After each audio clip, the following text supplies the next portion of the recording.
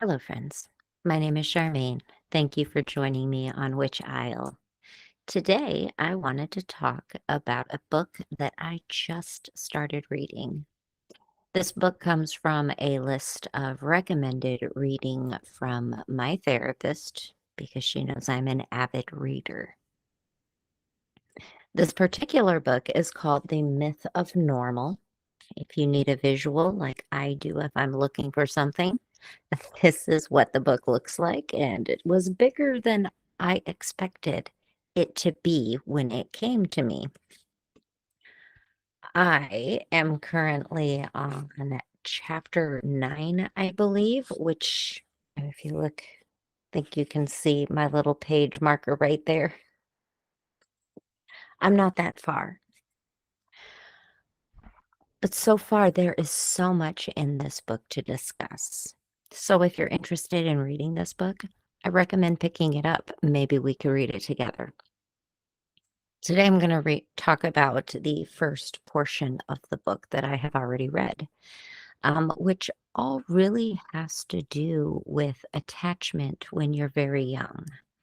Um, it explains the human nature and the human design behind, what we do when we're born and how we attach to our caregivers and why that attachment is so important.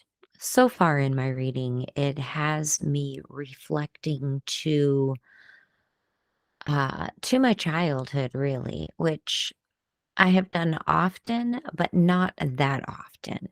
When I first started therapy, the thought of having to go back and think about my childhood was not something I was even willing to do. And I never really thought about the unwillingness that I was putting up against this, going back to that time and just thinking about it until I realized that most of my childhood memories aren't really pleasant memories. And so going back and thinking about it usually set me off into a triggered sort of situation because they were all feelings I didn't want to deal with. Now I realize that all of that is very much part of the healing process, and you do have to be willing to eventually go back and revisit those times. Um, Now that I realize most of those, most of the core memories I have are kind of painful memories, I do know that as I've gone back, I found better memories. But most often, when I think back to childhood, I discover something that kind of hurts. And it's inevitable, but that's how we grow, is to keep poking those things that hurt to realize why, so that you can work your way around it. That refusal to go back and review those memories is what kept me stuck for a long time. Now that I'm willing to go and dig into those memories to see why maybe now I'm experiencing an interpersonal communication issue, because most of mine come from childhood. Now I don't think to myself that I need to blame my parents or think that my parents had somehow failed me. My parents did the best that they could with what they knew at that time. Reflection is a big component in healing. Sometimes we have to be brave enough to get into that reflection mode to really find our lessons and sometimes to find our sanity through some of the tougher problems in life. Now, not everybody experiences crazy trauma, complicated trauma, or even long term trauma, but we do all experience some element of trauma at some point in life.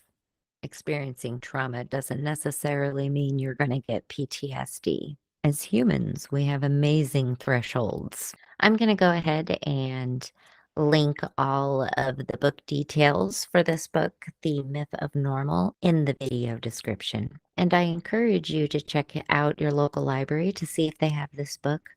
Or if you're like me and like to have a paper copy yourself, it is on Amazon. And I believe it's also available on Audible as well. Like I said, I am still reading the book. I am only on chapter 9. I'd love to see what you think about this book in the comments. If you've read it, if you're going to read it, let me know what you think after you do. If you're struggling, please reach out for help. The National Crisis Hotline has people that you can talk to, and the number is 988. Don't struggle alone through a crisis. As always, take what resonates and leave the rest. And until next time, light and love, friends.